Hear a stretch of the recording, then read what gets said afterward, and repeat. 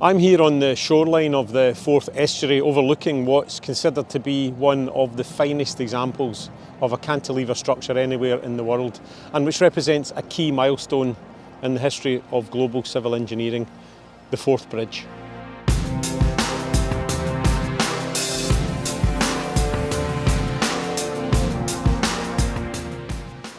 Today is the anniversary of the opening of the bridge 135 years ago, and we'd like to help celebrate one of Scotland's iconic structures. A regular ferry crossing is thought to have been operating here since the 12th century, helping those making pilgrimage north to St Andrews in Fife, but by the 18th century it was reckoned to be the busiest ferry in Scotland, linking the north east of the country with Edinburgh and the south. But it was the rapid expansion of the rail network during the height of the Industrial Revolution that underlined the need for a bridge. Plans submitted by Thomas Bouch for a crossing over the Forth were halted when his similarly designed Tay crossing collapsed in a storm in 1879. I met with Frank Hay, a renowned specialist on the Forth Bridge, who tells us more about Bouch and the disaster. He was a brilliant engineer and a very successful engineer, and he really had the concept of having an east coast route up from, London to Aberdeen. But that would require the two major firths, the Forth and the Tay, to be bridged. And these were his initiatives. So he started on the Tay Bridge, which was quite tricky to build. There were various problems with it, but successfully opened. Queen Victoria crossed over it and he received a knighthood. But then, towards the end of 1879, the Tay Bridge in a storm collapsed. It took a train and 75 lives with it. And there was an immediate inquiry, and really it blamed Bouch. The findings were it was badly designed, badly built and badly maintained.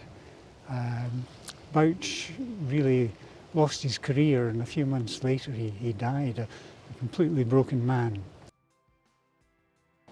But the momentum for a crossing had grown, and a new design by John Fowler and Benjamin Baker was submitted in May 1881, with construction authorised by Parliament the following year. Work began in 1883 on the 53,000-tonne structure, and at its peak around 4,500 men, known as the Briggers, were employed in building the rail crossing. The first part was the foundations. There are 12 foundations on the bridge. 6 of them had to be built underwater to a depth of 90 feet.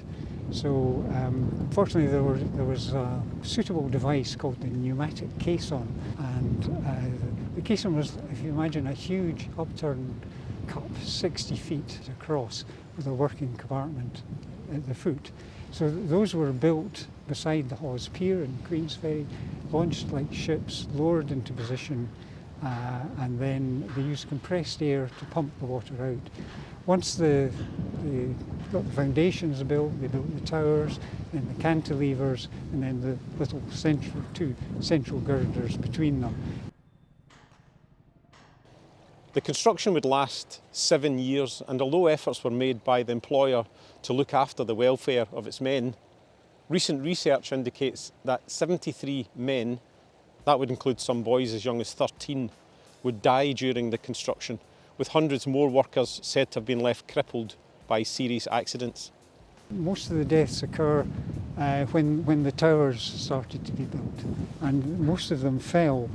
Some were struck by material because they were working with heights, you're working underneath. And many of the briggers felt it safer to work at the top because you couldn't be hit by something.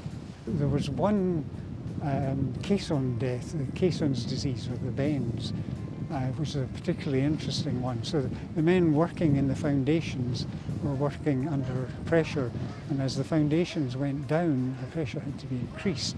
So the men suffered a lot from the bends.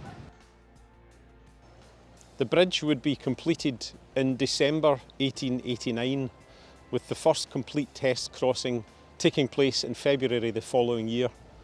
The fourth railway bridge, known ever as simply the Forth Bridge, was officially opened by the Prince of Wales, later King Edward VII, on the 4th of March 1890.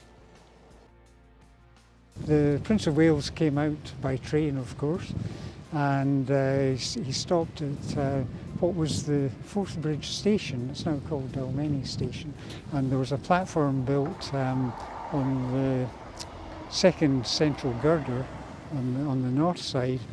It was an absolutely dreadful day, stormy day, and he turned the key, which was supposed to close the last rivet, and it didn't quite work. There were drawings of William Arrow bending down trying to get this work, and eventually it did work. People have described it as a golden rivet, but if it was, it would have been pinched by now. It's instantly recognisable. Most bridges are just boring in terms of looks, but it's truly, truly iconic. 135 years after it was built, the Forth Bridge is still regarded as an engineering marvel and years ahead of its time. In fact, it's still the second longest bridge of its kind anywhere in the world. Its majestic spans carry a double-track railway over the 2.5 kilometre crossing, with around 200 trains passing over it every day and around 3 million passengers every year. The Forth Bridge was unsurprisingly awarded World Heritage status in 2015, bringing visitors flocking from all over the world here to South Queensferry to get a glimpse.